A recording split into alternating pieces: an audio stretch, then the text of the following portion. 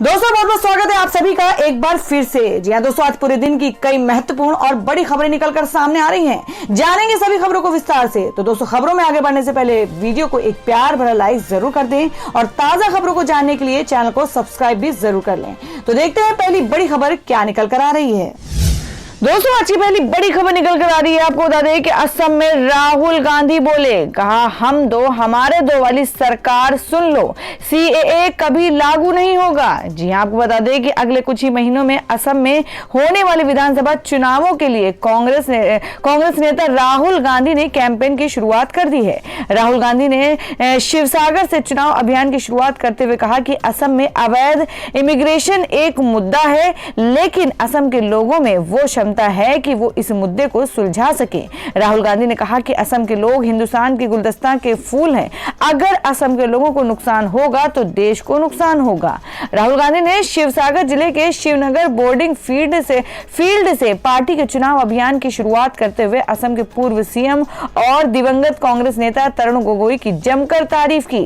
राहुल गांधी ने बीजेपी पर हमला करते हुए कहा कि चाहे कुछ भी हो जाए सीएए कभी लागू नहीं होगा। उन्होंने केंद्र सरकार पर तंज कसते हुए कहा हम दो हमारे दो वाली सरकार सुन लो, सीएए कभी नहीं लागू होगा। राहुल गांधी ने कहा कि असम में जो नफरत फैलाने की कोशिश करेगा उसे यहाँ की जनता और कांग्रेस मिलकर सबक सिखाएगी। राहुल गांधी ने कहा कि कांग्रेस हमेशा से छोटे व्यापारी और कमजोर लोगों की पार्टी रही है। जब हमारी पार्टी सत्ता में आएगी तब जो नफरत फैलाई जा रही है उसे पूरी तरह से खत्म करने का काम किया जाएगा। हम सब धर्म और जाति के लोगों की रक्षा करेंगे। और दोस्तों मैं अगली खबर निकल कर रही जिसमें गुजरात के सीएम ने कहा कि यूपी और एमपी की तर्ज पर अब गुजरात भी लव जिहाद के खिलाफ लाएगा कानून। जी हां, आपको बता दें कि उत्तर प्रदेश और मध्य प्रदेश की तर्ज पर अब गुजरात भी लव जिहाद के खिलाफ कानून लेकर आएगा। ये बात राज्य के मुख्यमंत्री विजय रूपाणी ने वडोदरा में एक कार्यक्रम के दौरान कही है। आपको बता दें कि कुछ मीडिया रिपोर्ट्स के मुताबिक सीएम रूपाणी ने कहा कि जबरन धर्मांतरण के खिलाफ हमारी सरकार लव जिहाद का कानून लेकर आएगी जिससे ऐसे अत्याचार होने ना पाए। गौरतलब है कि सबसे पहले उत्तर प्रदेश में लव जिहाद के खिलाफ कानून आया था। 27 नवंबर 2020 को कानून लागू होने के एक महीने बाद रिपोर्ट आई कि पूरे प्रदेश में धर्मांतरण रोधी अध्यादेश के लागू होते ही सबसे पहले बरेली में गिरफ्तारी हुई। इसके बाद तो मानो ऐसे मुकदमों की झड़ी लग गई। एटा, ग्रेटर नोएडा, सीतापुर, शाहजहांपुर और आजमगढ़ जैसे कई जिलों में इस कानून का उल्लंघन करने वालों पर पुलिस प्रशासन ने कार्रवाई की। लखनऊ में अंतर धार्मिक विवाह रुकवाने तक की खबरें आईं। कानून के तहत औसतन हर रोज 1 से अधिक लोगों की गिरफ्तारी हुई और दिसंबर के आखिरी तक 35 लोग गिरफ्तार किए जा चुके थे। और दोस्तों में अगली खबर निकल कर आ रही जो कि किसान आंदोलन को लेकर है। जी आपको बता दें कि किसान महापंचायत में गरजे राकेश टिकैत, कहा मांग पूरी नहीं होने तक शांति से नहीं बैठेंगे। जी हम बात करें कि दिल्ली के बॉर्डर पर चल किसान आंदोलन को 81 दिन बीत गए हैं। इस बीच किसान नेताओं और सरकार की 11 बार वार्ता भी हो गई, लेकिन इस बातचीत में कुछ भी निकल कर नहीं आया। ऐसे में अब रविवार को केंद्र सरकार के खिलाफ आरोप लगाते हुए भारतीय किसान यूनियन के नेता राकेश टिकैत ने कहा कि वे तब तक शांति से नहीं बैठेंगे जब तक किसानों की मांग पूरी नहीं हो जाती। भाकियू के राष्ट्रीय प्रवक्ता राकेश टिकैत ने रविवार को हरियाणा के करनाल में किसान महापंचायत में केंद्र सरकार पर जमकर निशाना साधा। जिले के इंद्री अनाज बाजार में किसानों की महापंचायत को संबोधित करते हुए टिकैत ने कहा कि केंद्र के कृषि कानून के खिलाफ आंदोलन कर रहे 40 के नेताओं ने समर्थन जुटाने के लिए पूरे देश का दौरा किया है। उन्होंने कहा कि कृषि कानूनों के विरोध में आंदोलन नहीं बल्कि वैचारिक क्रांति शुरू हुई है। मंच से टिकैत ने कहा कि जब तक सरकार हमारे पक्ष में फैसला नहीं करती, समिति से बात करती है और मांगों पर सहमत नहीं होती है, हम शांति से नहीं बैठेंगे। अभी जवान और किसान ने कानून वापसी का नारा लगाया है, हमने गद्दी वापसी का नारा नहीं लगाया। सरकार आप बनाते रहो, चलाते रहो, जो करना है करो, आप हमारे काम करते रहो। सरकार किसी की भी हो, हम सरकार से किसानों के लिए पॉलिसी पर बात करेंगे। टिकैत ने दोहराया कि पंच और मंच एक ही रहेगा। समिति ने जो भी फैसले लिए हैं वे सभी को स्वीकार हैं। देश के किसान इसके पीछे खड़े हैं। इस मौके पर राकेश टिकैत के अलावा किसान नेता बलबीर सिंह राजेवाल, दर्शन पाल और हरियाणा बीकेयू के प्रमुख गुरनाम सिंह चढ़ूनी भी मौजूद रहे। इस दौरान राजेवाल ने कहा कि किसान महीनों से विरोध कर रहे हैं लेकिन सरकार उनकी मांगों को नहीं सुन रही है।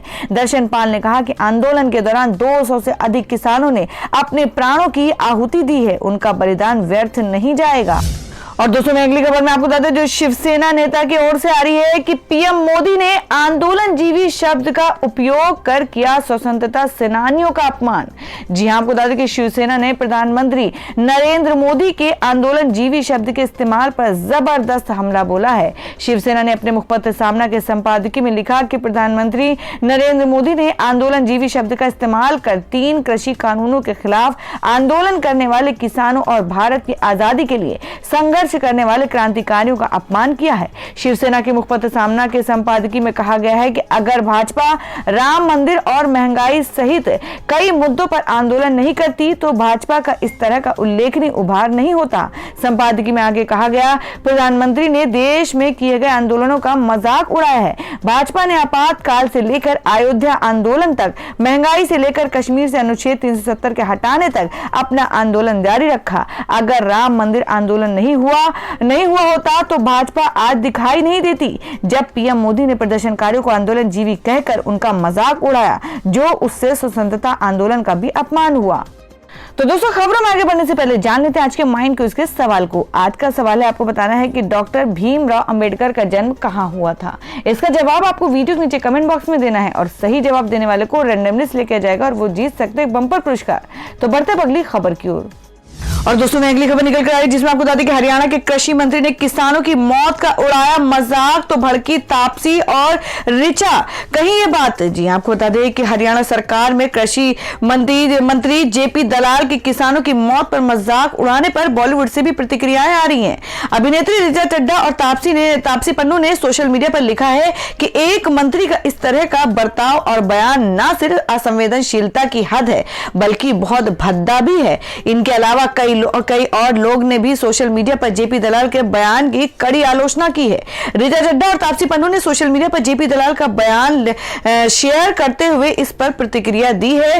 तापसी पन्नू ने लिखा कि इंसान की जिंदगी की कोई कीमत ही नहीं है। जो लोग आपके लिए अनाज पैदा कर रहे हैं उनका कोई मूल्य नहीं है। उनकी मौत का मजाक बनाने वालों को क्या ही कहें। ऋचा ने लिखा कि बहुत ही अपमानजनक, हम कम से कम इससे तो बेहतर के लायक हैं। हरियाणा के कृषि मंत्री और भाजपा नेता जेपी दलाल ने शनिवार शाम एक प्रेस कॉन्फ्रेंस में कहा था कि किसान आंदोलन में जो 200 से ज्यादा किसान मरे हैं, अगर घर पर होते तो भी मरते। उन्होंने कहा कि अगर 1-2 लाख लोग एक जगह होंगे तो 6 महीने में 200 मौतें हो ही जाएंगी। उन्होंने कहा कि हिंदुस्तान की एवरेज उम्र कितनी है ये देखिए और एक साल में कितनी मौतें होती हैं वो भी देखिए। उन्होंने किसानों की मौत पर पीएम की ओर से अफसोस न जताने पर कहा कि ये तो स्वेच्छा से मर रहे हैं। जेपी दलाल का यह बयान शनिवार शाम को ही सोशल मीडिया पर वायरल हो गया, जिसके बाद कांग्रेस, आम आदमी पार्टी और दूसरे दलों ने इस पर जवाब मांगा और उन्हें मंत्रिमंडल से हटाने की भी मांग की, जिसके बाद जेपी दलाल ने अपने बयान पर माफी मांग ली। उन्होंने कहा कि सोशल मीडिया पर उनके बयान को तोड़ मरोड़ कर पेश किया जा रहा है। अगर मेरे बयान से किसी की भावनाएं आहत हुई हैं तो मैं उनसे माफी मांगता हूं। और दोस्तों मैं अगली खबर निकल कर आ रही है, आपको बता दें कि दिनेश त्रिवेदी को बिना बारी कैसे मिला राज्यसभा में बोलने का मौका। टीएमसी को दिख रही है ये साजिश। जी हां, आपको बता दें कि तृणमूल कांग्रेस ने शुक्रवार को राज्यसभा में उसके सांसद दिनेश त्रिवेदी को बिना बारी के बोलने का मौका दिए जाने का आरोप लगाते हुए सभापति से इस मामले की जांच की मांग की है। पार्टी का आरोप है कि त्रिवेदी को बजट पर बहस के दौरान सदन में बोलने का मौका दिया गया, जबकि पार्टी ने इसके लिए उनके नाम का प्रस्ताव ही नहीं दिया था। गौरतलब है कि पूर्व रेल मंत्री ने शुक्रवार को सदन में खड़े होकर संसद सदस्यता से अपने इस्तीफे का ऐलान किया था। अब ममता बनर्जी की पार्टी को लग रहा है कि ये सब एक साजिश के तहत किया गया ताकि पार्टी को बदनाम किया जा सके। राज्यसभा के सभापति वेंकैया नायडू को रविवार को लिखे खत में सदन में टीएमसी के चीफ व्हिप दुखेंदु शेखर रॉय ने कहा है कि पार्टी ने 2021 और 22 के बजट पर बहस के लिए पार्टी के सिर्फ 2 वक्ताओं को बोलने का प्रस्ताव दिया था, अभी रंजन विश्वास और खुद उनका उसमें त्रिवेदी का नाम शामिल नहीं था। पार्टी ने अपने लिए निर्धारित समय पर बोलकर उसका उपयोग कर लिया। ऐसे में उन्होंने सवाल किया कि फिर त्रिवेदी को बोलने की अनुमति कैसे दी गई। रॉय ने जो खत लिखा है उसके मुताबिक जब मान्यता वित्त मंत्री बजट पर हुए बहस का जवाब देने वाली थी, टीएमसी के एक सदस्य दिनेश त्रिवेदी जो कि इस्तीफा दे चुके हैं, उन्हें दोपहर बाद 1:25 से 1:29 तक बोलने दिया गया, जबकि उनका नाम बजट पर बोलने के लिए टीएमसी ने प्रस्तावित नहीं किया था और पार्टी का समय भी नहीं बचा हुआ था।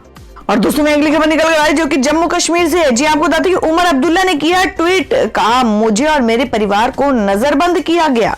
जी हम बात करें कि जम्मू कश्मीर के पूर्व मुख्यमंत्री उमर अब्दुल्ला ने रविवार सुबह नाराजगी जाहिर करते हुए ट्वीट किया कि सरकार ने उन्हें और उनके पिता को एक बार फिर घर में नजरबंद कर दिया है। उन्होंने बताया कि उनके घर पर काम करने वालों को भी आने की इजाजत नहीं दी जा रही है। बता दें कि फारूक अब्दुल्ला आज गांदरबल जाने वाले थे, जबकि उमर अब्दुल्ला का गुलमर्ग में एक कार्यक्रम था। इसके साथ ही जम्मू कश्मीर की पूर्व सीएम और पीडीपी की प्रमुख महबूबा मुफ्ती को पुलवामा जाने की इजाजत नहीं दी गई है।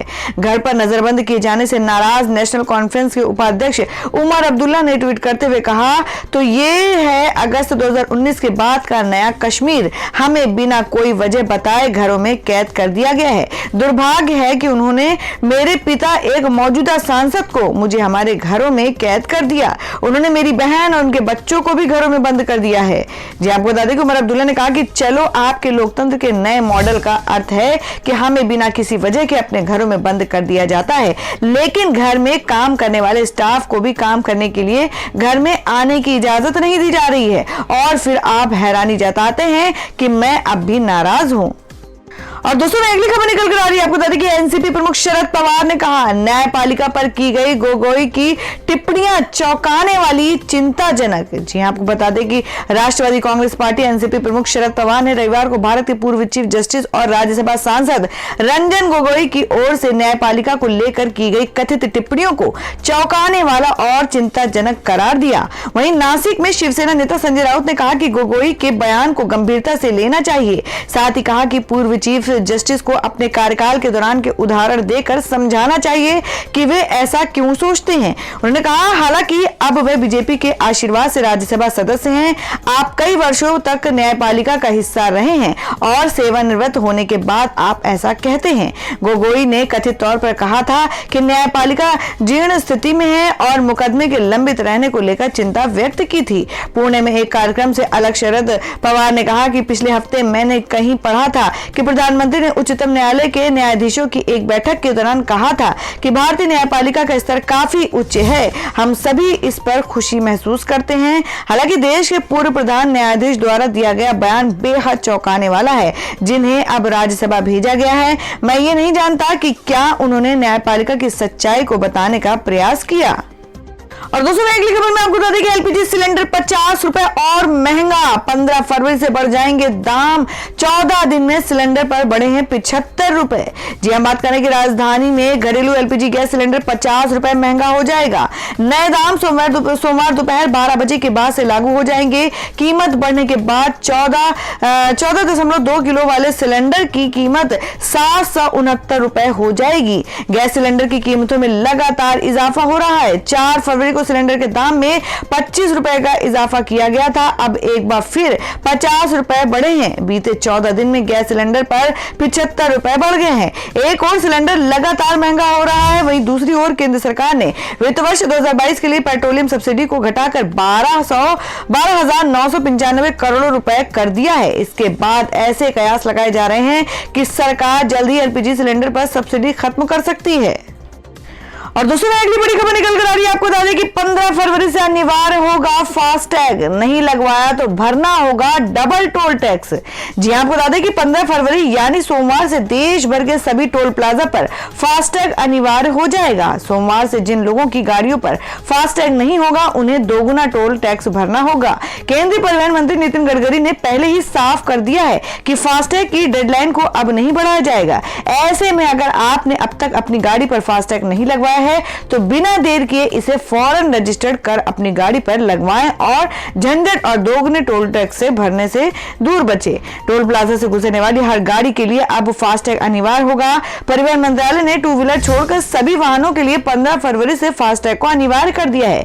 वहीं परिवहन मंत्री नितिन गडकरी ने साफ कर दिया है कि अब फास्टैग की डेडलाइन भी नहीं बढ़ाई जाएगी। 15 फरवरी से बिना फास्टैग वाली गाड़ियों से डबल टोल टैक्स यानी जुर्माना भरना होगा। और दूसरी अगली खबर में जान लेते हैं क्या है देश भर में मौसम के ताजा हालात। जी आपको बता दें कि पश्चिमी विक्षोभ के चलते एक बार फिर मौसम बिगड़ने की संभावना। इन राज्यों में है बारिश का अनुमान। जी हम बात करें कि पिछले कुछ दिनों से दिल्ली एनसीआर में सुबह के समय घना कोहरा छाया रहता है। मौसम विभाग के अनुसार अभी 14 से 16 फरवरी के बीच पंजाब, हरियाणा, चंडीगढ़ सहित दिल्ली एनसीआर में घना कोहरा छाए रहने के आसार बने हुए हैं। उत्तर प्रदेश के कई हिस्सों में भी आने वाले दिनों में सुबह के समय घना कोहरा छाया रहेगा। मौसम विभाग ने आने वाले दिनों में पंजाब, हरियाणा, चंडीगढ़ और दिल्ली सहित उत्तरी भारत क्षेत्र में घने कोहरे की संभावना जताई है। वहीं पश्चिमी विक्षोभ के चलते देश के कई अहम राज्यों में बारिश के आसार हैं। पहाड़ी इलाकों में बर्फबारी की भी संभावना जताई गई है। तो दोस्तों ये थी अब तक की सभी बड़ी खबरों की अपडेट्स। टुडे ब्रेकिंग न्यूज और लेटेस्ट खबरों को देखने के लिए हमारे चैनल को सब्सक्राइब जरूर कर लें। वीडियो को लाइक और शेयर भी जरूर कर दें अपने दोस्तों और रिलेटिव्स के साथ। तो दोस्तों फिर मिलेंगे काम की खबरों और सरकारी योजनाओं की एक और नई वीडियो के साथ। तब तक के लिए धन्यवाद दोस्तों।